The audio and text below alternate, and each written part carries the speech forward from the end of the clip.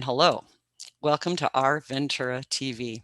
I'm MB Hanrahan, and today, a new friend, Charlene Spiller. She is an artist practicing in Ventura right now. We'll say that because I'm sure her art is all over the place, but she is here and she is local just for today. Charlene, hello. Hi. Thanks for having me on.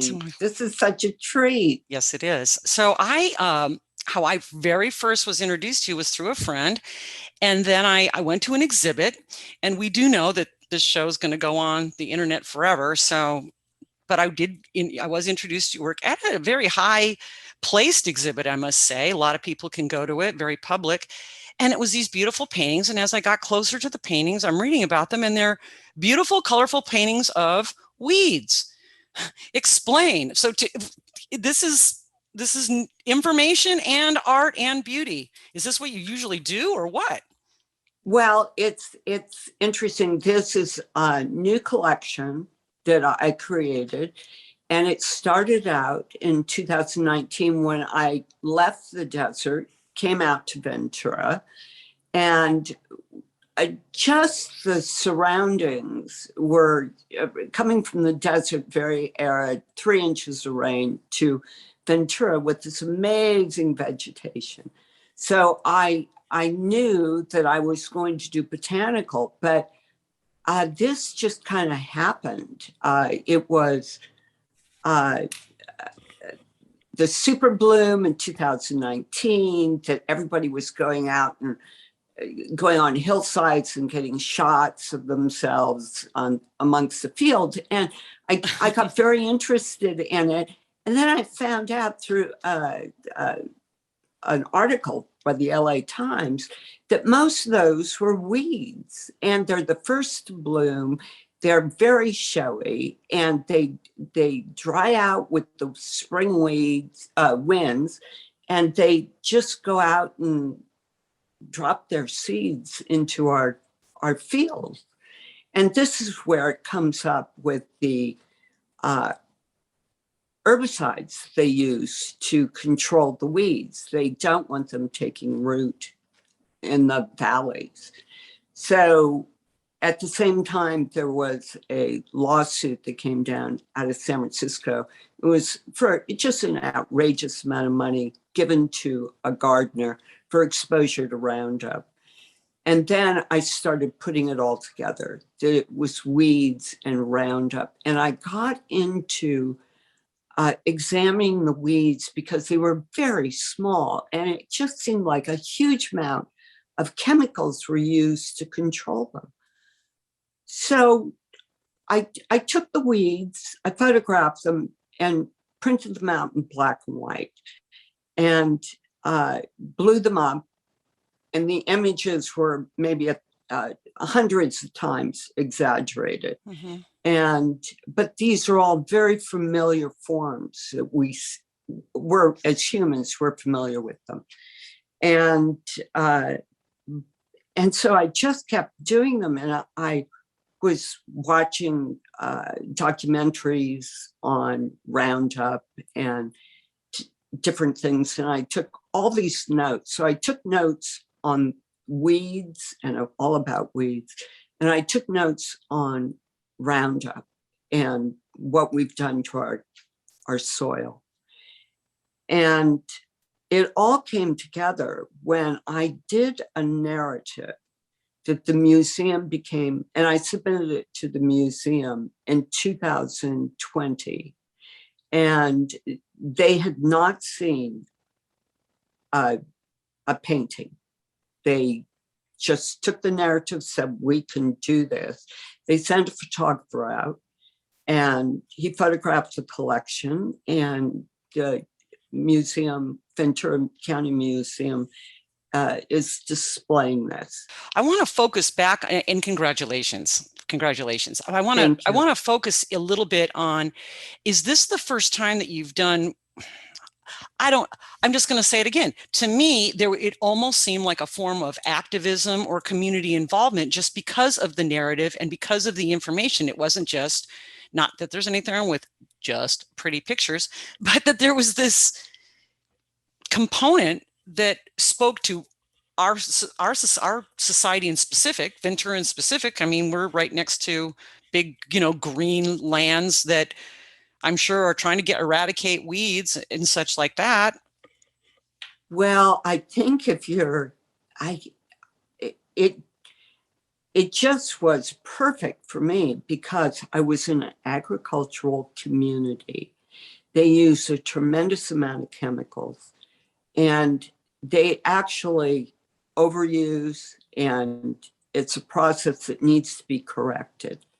But one of the things, I came here without knowing anyone, and the museum picked up on this particular collection because of the narrative.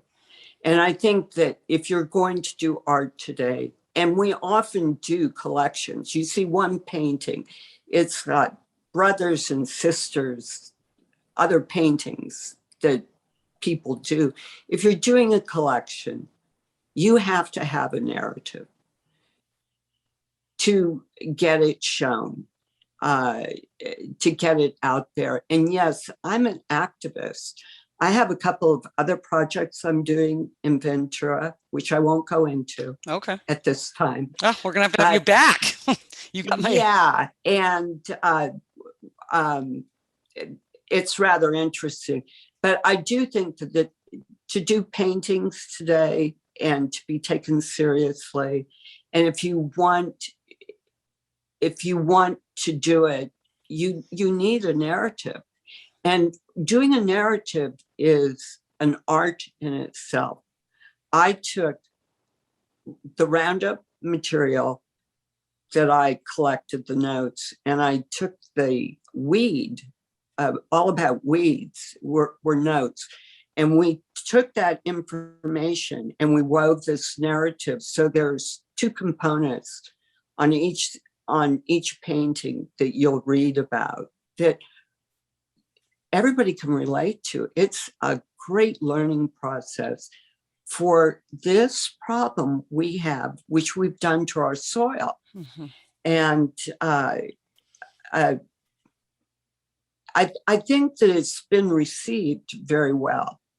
But again, I go back to, you need a narrative. If you're just painting for your family and friends, that's great. But what is going to get attention is everybody wants to know what the painting's about. And what is it about? And it can have many different surfaces and faces to it. But I that's what I did. And you must find that you do murals. You can't do a mural without a story.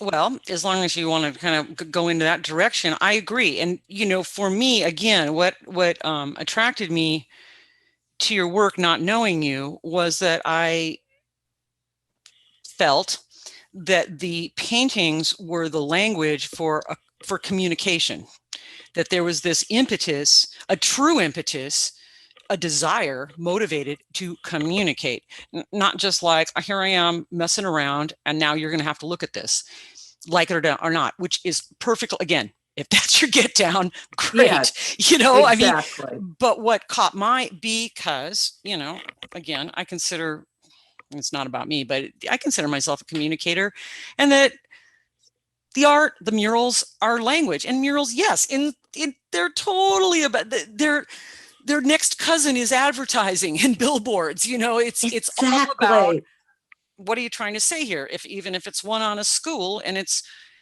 branding that so people can look at it without any words.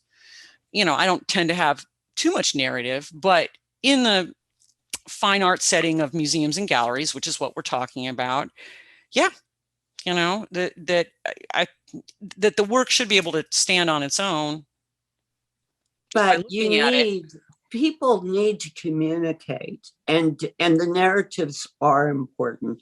I think, when modern art came around, it was curious enough that they didn't request a narrative, but now there's so much of it out there that it needs to be explained. But that's only on a visual, a visual quality. But you're right about it becomes a billboard. It's a small billboard. Can be. But it has a message. It's Mad Men. It's all of that. But it brings another element into being an artist, is that you have to have some literary sense to your work. You have to, and people don't have you can't go around explaining each piece. So when it's together, the collection is together now, and it's sort of unfortunate that it will not be going to another city, because what it's about is a national problem. It's a national problem. This should be going up to San Francisco. It should be going to Atlanta. It should be going anywhere that we're growing food. You know, Charlene, we're gonna wrap this up, but I hope that you hear what you're saying, because we are also in an era where, as per us, that information moves out in a digital fashion, and that motivation to give your work life, or any work life, beyond the physical and the people that actually get to see it with their own eyeballs, I applaud.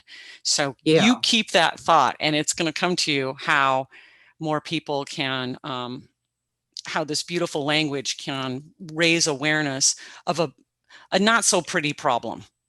Right, exactly. So it being weeds, it was perfect. It was just, it's just like getting it right. So I thank you. I thank you for your notice. And I thank you for joining us. And I thank you out there for watching us. So this is MB Hanrahan for Our Ventura TV. Thank you, Charlene. And thank you. And I will see you again.